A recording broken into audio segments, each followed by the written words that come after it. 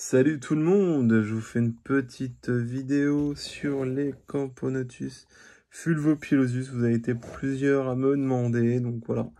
Elles ont déménagé, comme vous pouvez le voir, elles sont passées en nid building. C'est un peu mon nid fétiche, du moins pour la croissance des colonies, hein. Donc voilà, c'est vraiment un nid que j'apprécie. J'ai pas de, comme d'habitude, parce que j'en ai certains qui me disent, mais pourquoi t'es aussi fan des nid building?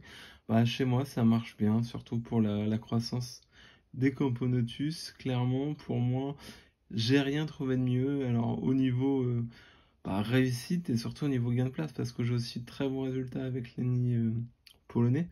Mais voilà, ça prend un peu plus de place. Et franchement, les nid building, au niveau coût, au niveau développement et tout ça, bah voilà. Donc, c'est pour ça que même mon espèce préférée de Camponotus du moment, et bah, elle a fini en building. Donc, elle commence à bien se développer. C'est cool.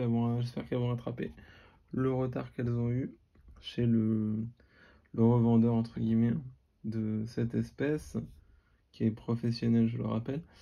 J'ai acquis cette espèce avec une facture, enfin bref. Voilà, donc je vais vous montrer un petit peu l'évolution de tout ça.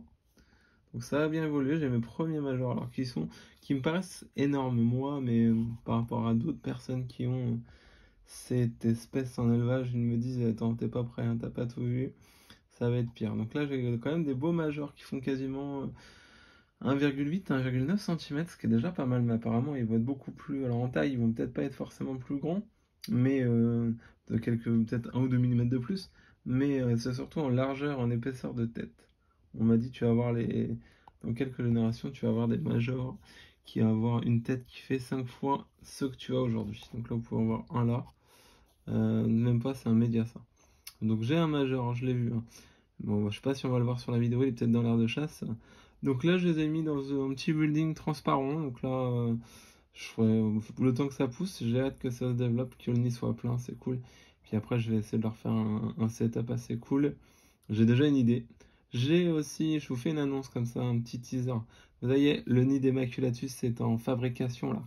Attention, ça va envoyer du lourd. Là, moi, je vous dis qu'une chose, ça va envoyer du lourd. Là, l'Emaculatus, pouf. Si j'arrive à le recevoir tout sans qu'il n'y ait pas de casse, vous allez voir, vous n'êtes pas prêts.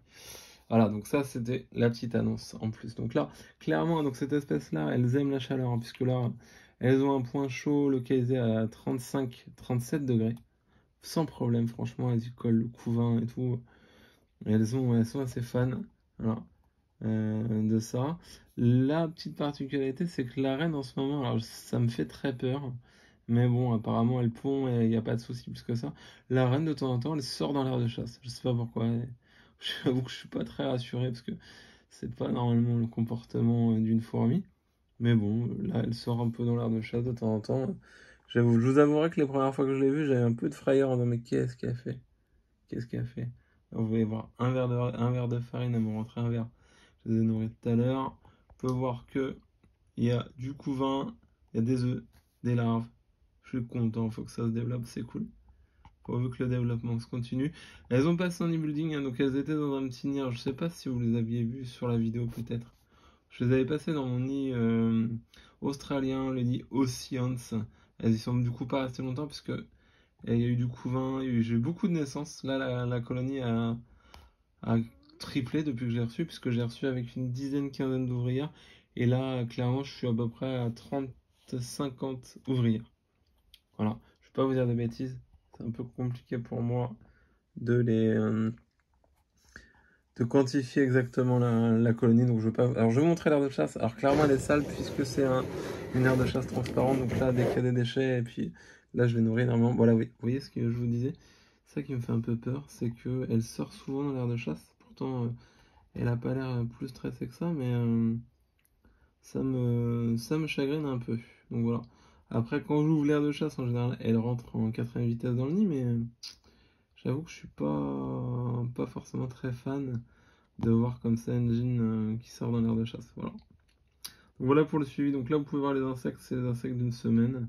Donc là, je vais être bon après à ramasser avec une pince les déchets. Là, vous voyez qu'elles sont encore en train de se nourrir. J'en ai donné. Je les nourris 2 fois par jour. Clairement, je vais être transparent avec vous. J'essaie vraiment que cette colonie-là, bah, elle se développe et elle reprenne des forces, puisque c'est une jean que je vous rappelle de l'année dernière, hein. Et voilà. Et voilà, vous voyez, là, la reine, elle va re-rentrer dans le nid. Donc, je sais pas, alors est-ce que... Je sais pas, mais parce que même là, ça s'explique parce que, j'ai envie de dire, j'ai bougé le nid, donc ça peut s'expliquer.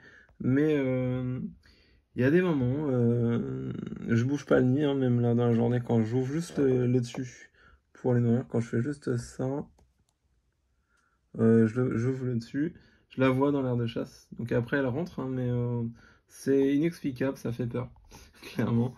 Mais bon, espérons que voilà, il n'y a rien de grave, je surveille. Mais pour le moment, voilà, ça se développe bien. Il n'y a pas de souci. J'adore aussi, bah, j'en profite, puis après ce sera la fin de la vidéo. Vous voyez l'œil de ces Camponotus, il y a un point blanc. On a vraiment l'impression que, voilà quoi, elle vous regarde quoi. C'est pas comme les autres campos où l'œil est tout noir. Là, il y a une espèce de reflet gris-blanc. C'est assez impressionnant. Voilà, vous voyez le fameux majeur dont je vous parlais, il est là. Hop, on va le voir. Vous voyez que tête carrée, caractéristique. C'est un premier, hein, donc ça reste du petit, mais voilà pour vous montrer un petit peu. Et également, alors je sais pas si on va en voir là, parce que je veux pas non plus que la vidéo dure trop longtemps. Là, il est là, majeur. Là, il est là, tête carrée. Voilà. Et quand les ovaires viennent de naître, elles sont couleur argent. C'est assez hallucinant. Voilà, donc là, vous pouvez voir le majeur qui est chouette et qui reste pourtant petit. D'après ce qu'on me dit, et vous voyez comment c'est trop beau, avec cette pilosité intense là. C'est un truc de fou. Et vous voyez à côté, les ouvrières, elles font petites, hein, clairement, à côté de ce major là. Voilà, donc voilà ce que je voulais vous montrer. Et puis les horaires, je sais pas si on voit, j'aurais dû le faire avant. Pas très malin de ma part, hein. Voilà, là vous en avez une, j'en ai vu une, j'espère que... Voilà, vous voyez là, couleur vraiment argent. Parce qu'elle vient de naître, elle est toute fraîche. Là, celle-ci est un peu plus vieille, mais là vous voyez, celle-ci elle est vraiment encore couleur argent. Et après elle va devenir or en fait. Et vous voyez là, il y a un bout de cocon qui sont ramassés, qui vont baigner. Celle-ci aussi, elle est pas vieille, hein. Et vous avez une plus grosse qui est plus vieille, parce qu'on voit elle est bien jaune, mais l'autre est encore couleur argent. C'est vraiment hallucinant sur cette espèce-là. Voilà, et ben là vous avez un autre major aussi qui est né. Je l'ai pas vu tout à l'heure. Il est pas vieux, vous voyez, encore tout clair avec le gastre. Vous allez voir qui est bien argent. Et là, ça va encore rester comme ça quelques heures, un jour, une journée ou deux. Et puis voilà, ça va rester comme ça. Et vous pouvez voir également un œuf là, sur la paroi du nid. J'espère que la vidéo vous a plu. Excellente journée à tous. Salut, salut. Merci de me suivre encore. Salut.